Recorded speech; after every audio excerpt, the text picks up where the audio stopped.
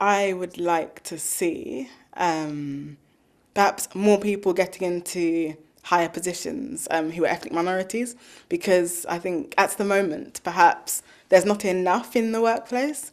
And for me, seeing enough racial diversity in the workplace is quite important because as an ethnic minority myself, I think it's quite important for there to be people that I can look around and see as positive role models. For me, what I'd like to see change most in race diversity in the next 10 to 20 years is whose agenda it's on. At the moment, I feel it's almost exclusively a black issue. I feel that it needs to be almost an issue for humanity at large, for everyone to deal with it. And that way we have insiders and outsiders dealing with the issue, and that way we'll have more success in future. What I would like to see change most in racial diversity in the next 20 years, I think just a lot more visibility of the people from different backgrounds, different ethnic minorities. So much so that it's not really ethnic minorities, it's just different people, especially for the legal industry. In the higher ranks, so coming up to the senior positions and the managing positions, that there's very little visibility of people from different races, just in general. And so in the next 20 years, hopefully, that's what I would like to see more.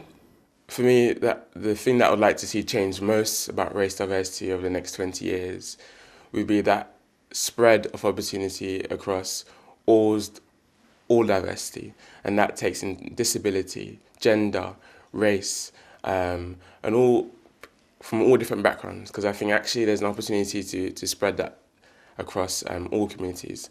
So a way of doing that, I think, is by people who actually make it to those industries and those positions in all sorts of businesses, actually going back into the community and saying, this is what's possible for you. Because for me, what's been important is perspective and people having that ability to see what's possible. Because seeing is believing. And in that sense, it gives people that opportunity to be able to be ambitious. Because they see, actually, you've done it, so I can do it. How Britain looks is quite different to when my parents were working. I think when they were working here, there weren't that many ethnic minority individuals, but now you see a lot more, and I think the makeup of Britain is changing and quite fast, and I think that would be the biggest change that I've noticed.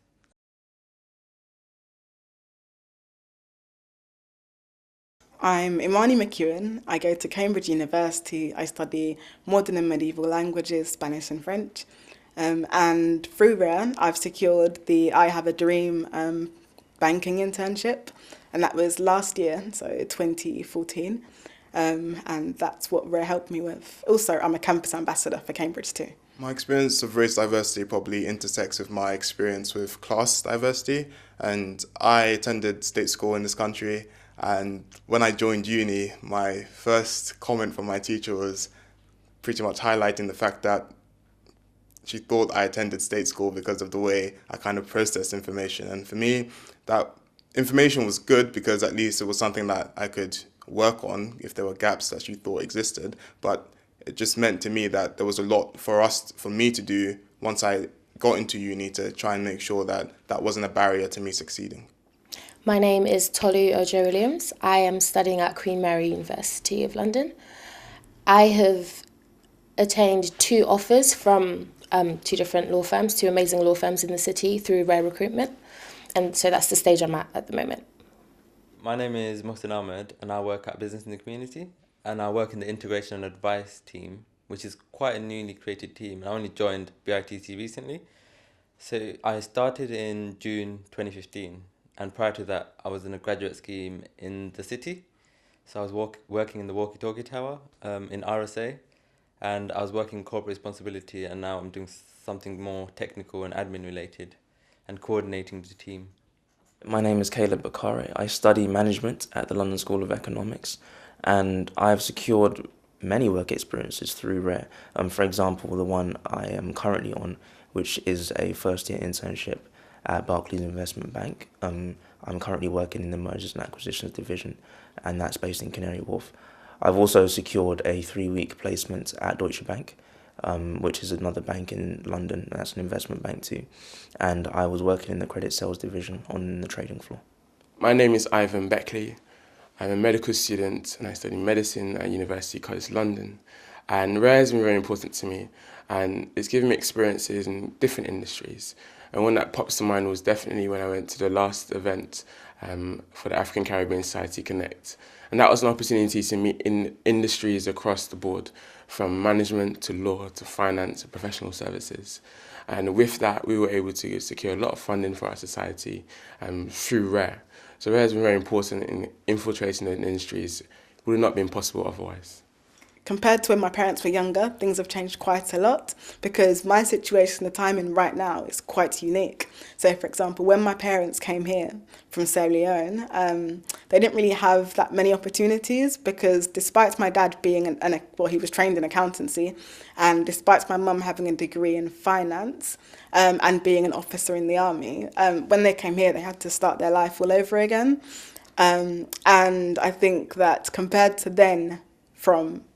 now, nothing much has really changed because my dad's a bus driver and my mum works as a secretary for a housing association.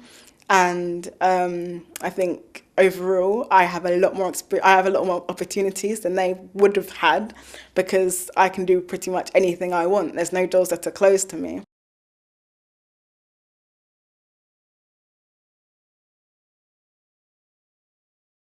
The advice that I would offer to businesses and people in the government because they're the biggest employers in the UK. I would say if they could perhaps look for potential in people rather than just trying to fill quotas of ethnic minorities or people from different backgrounds, because I think if you look for potential, then you'll be finding the best person to do the job rather than just trying to fill a quota because this is what you have to do.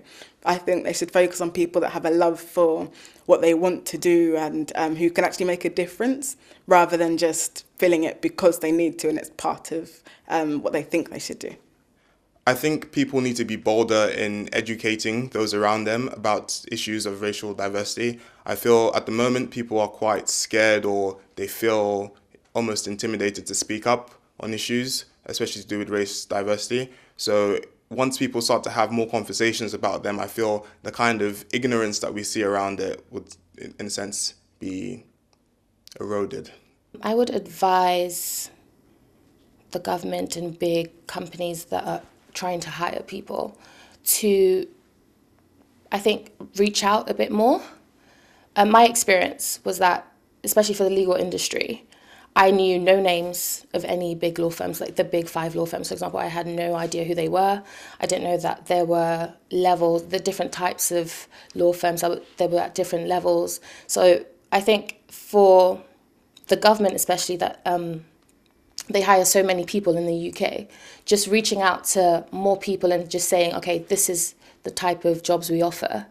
This is a place that you could work at right from secondary school. I wouldn't say primary school, but really reaching out to people from as soon as possible who have to start thinking about careers. I think that would be a big effort towards increasing racial diversity, because not only are students or young people from different backgrounds not aware of which opportunities were, but they don't really know where to look for these opportunities. So they end up just going through the system, going through secondary school, college, and then starting to think, okay, what do I want to do? What is available to me? So that's the piece of advice I would give. One thing I'd say that institutions can do better with when it comes to employing people from diverse backgrounds is actually tapping into the potential that they already have. And by that, I mean tapping into the people that are from diverse backgrounds already working at the institution who would have grown up with and spoken to and gone to school with and probably worked with for the beginning part of their career loads of people from diverse backgrounds, and they would know specifically, not just the top talent, but specifically who's tailored or whose personality or whose intellect is tailored to work at that firm, or if not at that firm, whose talent is specifically tailored to work at maybe a law firm or at a think tank or something like that. I'd say that definitely institutions should tap into what they have and really hold sessions, for example, where they bring people together specifically from diverse backgrounds to ask you, okay, who do you know? Show us one person that is just like you or that can bring something else to the team. Or we've got this problem, we need someone who is really, really good at computing and that's also from a diverse background. You must all know someone. Come on, there are like 100 of you.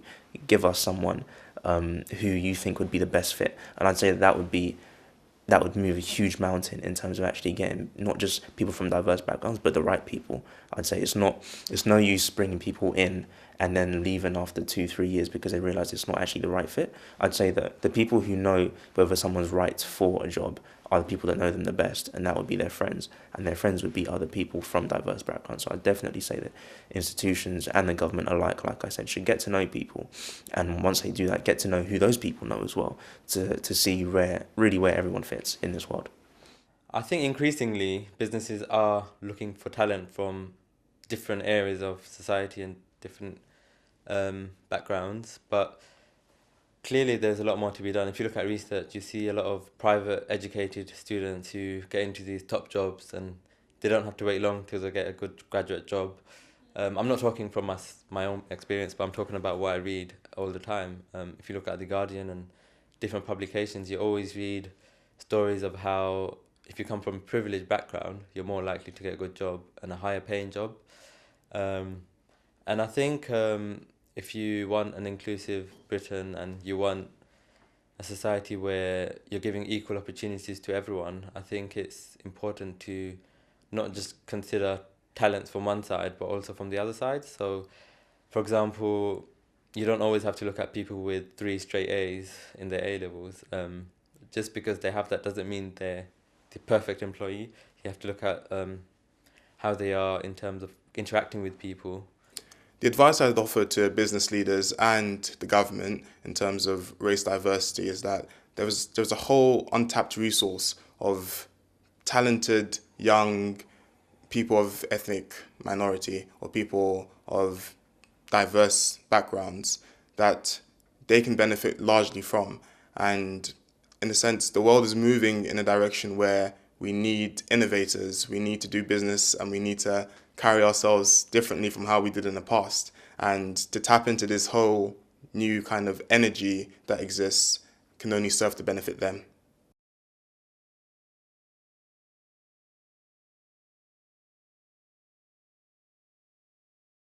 I think perhaps they could do better if they started earlier, because I think when you're at school, there's only a limited number of people that actually come in and tell you about what there is to do in life. But I think if businesses were to attract talent at an early level, for example, when you're at school, if they came in and they talked more about the curriculum and they included their businesses in the curriculum and they told them what different sectors there were to go in and how it fits into your life, then I think perhaps that would help attract more talent, because I think at university level it's a bit late, because not everyone who's talented does go to university. Some people go off to do apprenticeships. Even though they're qualified, they could go to university, but they choose not to because they think it's not for them. So I think in a way businesses and other companies are missing out on that section of the talent. To attract the best talent today, UK workplaces need to be more proactive in seeking out people from diverse backgrounds and making it a conducive environment for them to operate in. The other week we heard news that the writer of the James Bond series said Idris Elba was too street to play the role.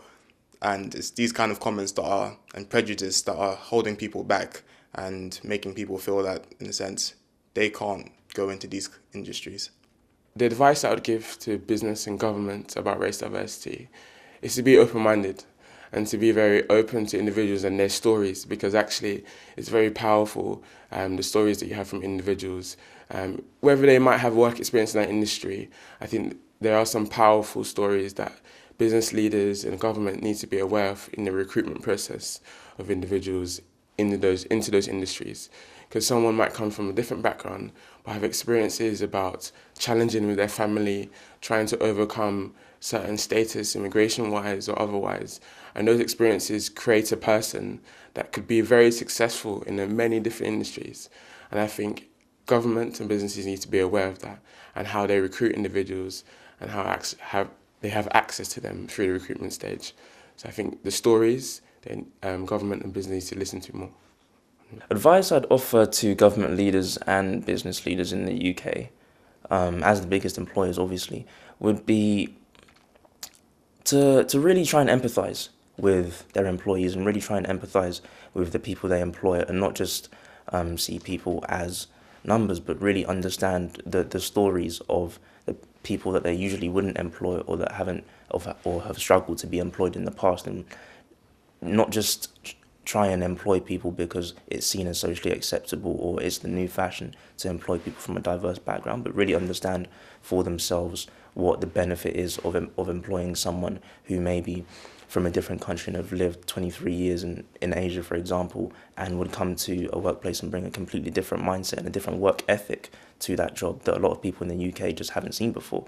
And I'd say really, yeah, understanding and empathizing with and taking time to actually go out to these different countries as well. I mean, government leaders are very pressed for time, but one of the things that they do is they take trips to, for example, America, to Asia, to Sub-Saharan Africa, to meet the other government leaders there, taking time to understand the people that are actually in those countries and what they long for and what they feel like they've been held back from would really, really make a huge difference in the way that the government and business leaders treat their employees and treat potential employees from different backgrounds, I'd say. By considering people from different backgrounds and non-traditional backgrounds, I think that you'll see people in the media, in sport, in politics that speak a bit more like you. So some people get intimidated when they hear someone with a certain accent because they're so used to seeing that on TV, and then they think they won't be able to get that job because they have that accent. But actually, an accent is just an accent. And I think because of the way society is, I think we see the way politicians speak and we think that's the correct way to speak. But actually, you're also missing out other people by sort of focusing on accent. Biggest challenge to achieving race diversity, I always say that the biggest challenge to mankind and humans in general is in our psyche and is in our psychology and the way we approach certain tasks. And what I mean by that is when you look at someone, all we can see firsthand is the outer person. We can't see what they're thinking or what is inside them. All we see is what's on the outside. And I'd say that first conception about them, or that first, let's say, prejudice about them, is what I'd love to change, in the sense that I'd love it for a person or people of all different races to be perceived positively from the outset and from what they look like, rather than many people carrying different mindsets about a whole race or a whole country of people just based on what they've heard or what's been, streamlined to them through the media. So I'd say definitely the mindset of how we see different races, I would love to change so that we can just become not just more inclusive, but also more powerful as a people, because I feel like when you bring people together that are diverse, you get better results than bringing the same kind of people together. So I'd love for that to change, yeah. I think UK businesses are definitely successful in recruiting people from different backgrounds, from different racial backgrounds. But I think I still notice it with the firms that I'm at and places I'm looking at for future work, that it's very noticeable that there's a smaller number of students from different backgrounds.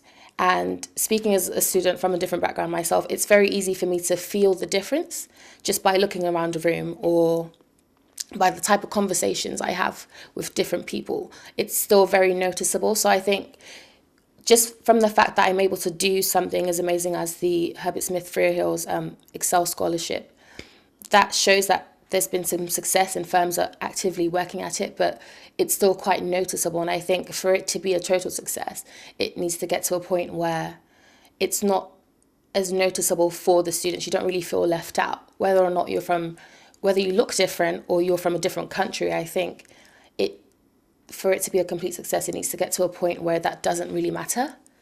And your life experiences and the skills that you've gained should be enough to just get you through, and you don't really look around the room and not feel part of the people in the room.